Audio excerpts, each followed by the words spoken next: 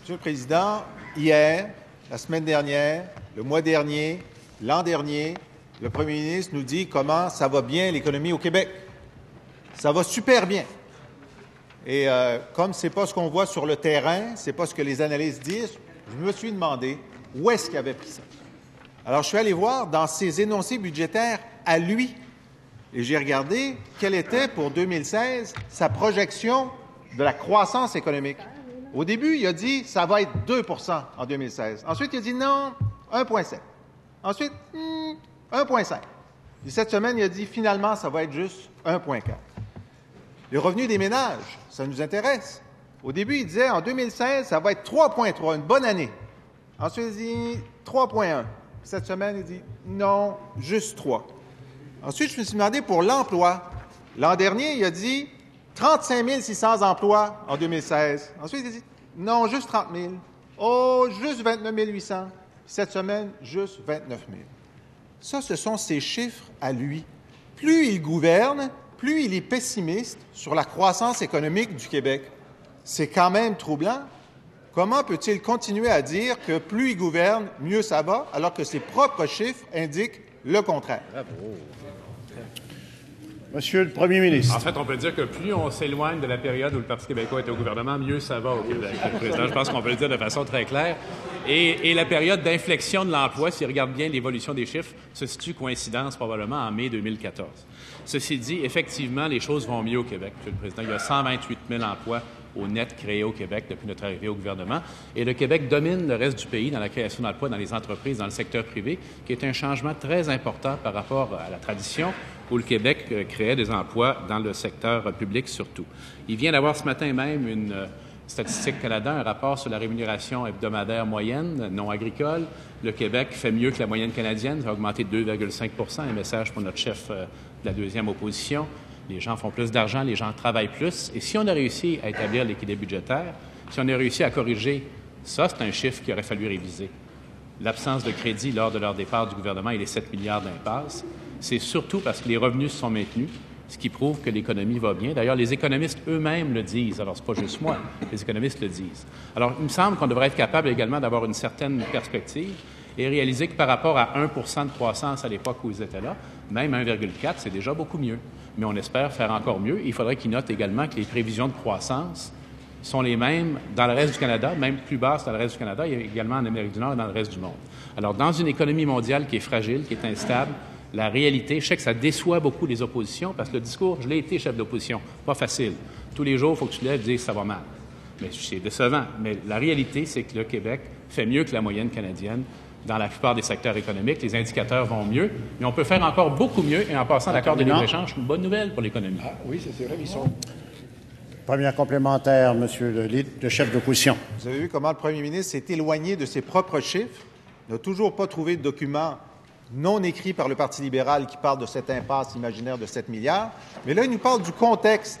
Je vais lui parler du contexte. Alors, ça, c'est la croissance de l'emploi aux États-Unis, au Canada et au Québec plus faible.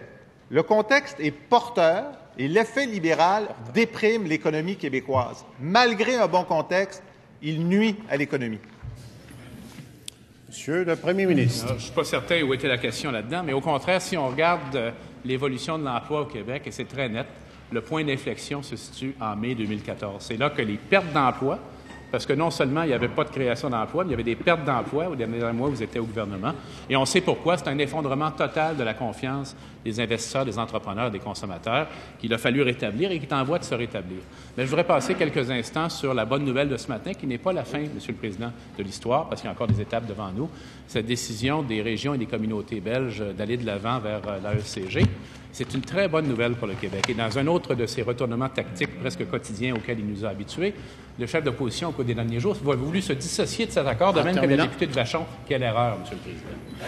Deuxième complémentaire, Monsieur le député, Monsieur le chef de l'opposition.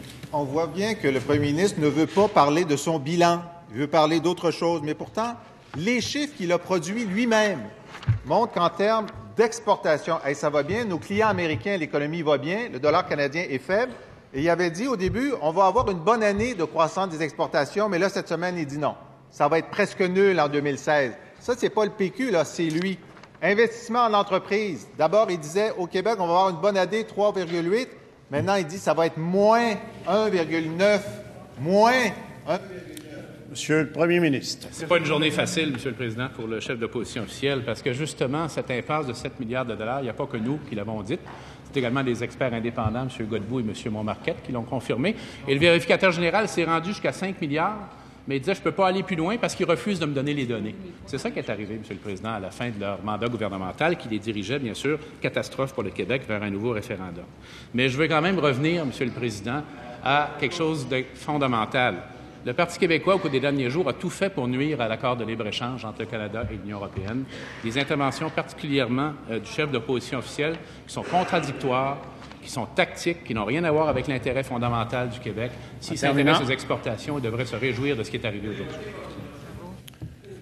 Principal, Monsieur le chef de l'opposition officielle. Merci, Monsieur le Président. Donc, le Premier ministre admet enfin qu'il n'existe pas de document non signé par le Parti libéral sur ce chiffre imaginaire de 7 milliards.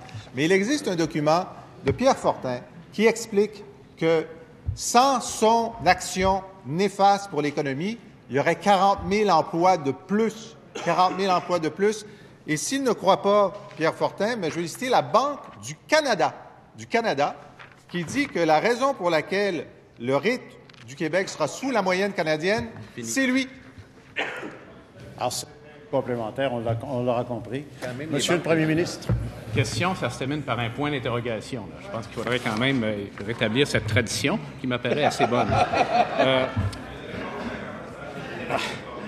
Alors, voyons ce que Desjardins dit. Un heureux mélange entre une croissance économique plus vigoureuse et une discipline budgétaire digne de mention.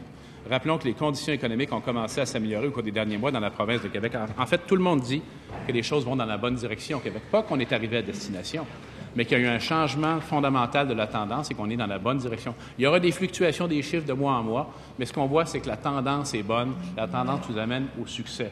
Il vaut toujours mieux, un peu moins promettre et plus réaliser. Dans le cas de l'emploi, je pense qu'on fera encore mieux. Dans le cas de la croissance, peut-être, on verra. Mais il ne faut quand même pas faire abstraction de la situation économique du continent qui nous entoure, notamment des États-Unis. Mais je veux revenir sur cette question vraiment surprenante de la ECG avec lui. On aura l'occasion.